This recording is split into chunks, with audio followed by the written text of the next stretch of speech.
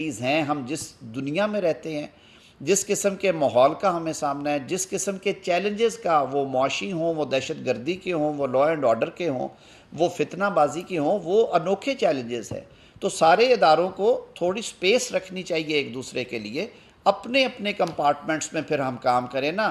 फिर अगर हमने एग्जेक्टिव का फ़र्ज़ भी खुद ही अदा करना है, डिफेंस का भी खुद ही अदा करना है किसी इदारे ने, पार्लियामान का काम भी किसी इदारे ने ही करना है, और जुडिशरी पे सारा बोझ लाद देना है हमने, और हमारी ये ख्वाहिश होनी है कि हर मामला जो है वो अदालतों में जाके हल हो, और अदालतें फ़ैसला करें कि कानून साजी कैसी होनी चाहिए, अदालतें फ़ैसला करें अपॉइंटमेंट्स कैसी हों, अदालतें फ़ैसला करें कि मुल्क की खारजा पॉलिसी और मुल्क की जो इंटरनल सिक्योरिटी की पॉलिसी है वो क्या हो। तो ये नहीं है, ना ये कॉन्स्टिट्यूशन की मंशा है और ना ही इससे मुल्क चलते हैं। तो खुदारा पाकिस्तान को आज इत्तेहाद की ज़रूरत है, यगानगत की ज़रूरत है। इस मुआशी बुरहान से निकलने के लिए, इस बहरानी कैफियत से निकलने के लिए हम सबको पाकिस्तानी बन के सोचना है, तो फिर हम आगे चलेंगे और ये मुल्क तरक्की करेगा।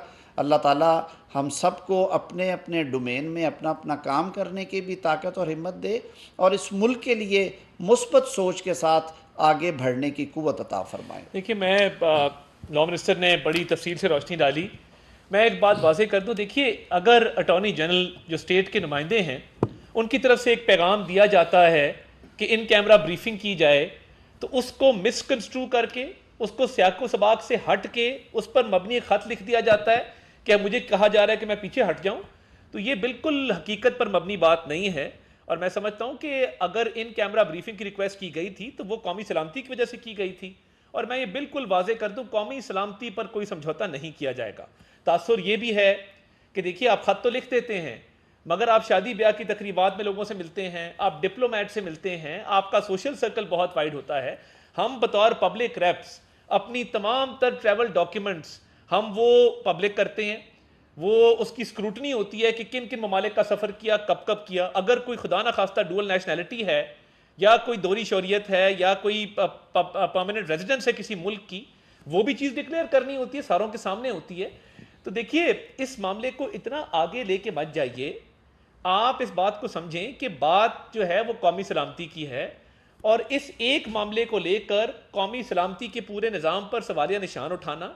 और मैं तो सोशल मीडिया पे ये भी देख रहा था कि लोअर जुडिशरी के जजेस ने खत लिखा है चीफ जस्टिस को, उस पर भी बात होनी चाहिए कि उनको बाकायदा प्रेशराइज किया जाता है बुला के, उनको बाकायदा बड़ी सख्त जबान के अंदर कहा जाता है कि फ़लाँ केस में फ़लाँ फैसला करो। और ये तासुर सारा जो है सोशल मीडिया पे सारा दिन चलता है, और हम ये समझते हैं कि कौमी सलामती के मामलात जो हैं वो इस तरह खतूत के ज़रिए उसको उजागर नहीं करना चाहिए। और आप अगर चाहते हैं कि कोई मामला आपने डिस्कस करना है तो चीफ जस्टिस फुल कोर्ट की इसमें बुला सकते हैं। आप चीफ जस्टिस तक आपकी रसाई है, तो एक ही कोर्ट के चीफ जस्टिस को खत लिखना जिससे आपकी डेली मीटिंग्स हैं, मैं समझता हूँ कि ये एक इस इशू को कंट्रोवर्शियल करने वाली बात है। अटॉर्नी जनरल ने अपने तमाम तर जो तासरात थे वो वाजे करके रख दिए।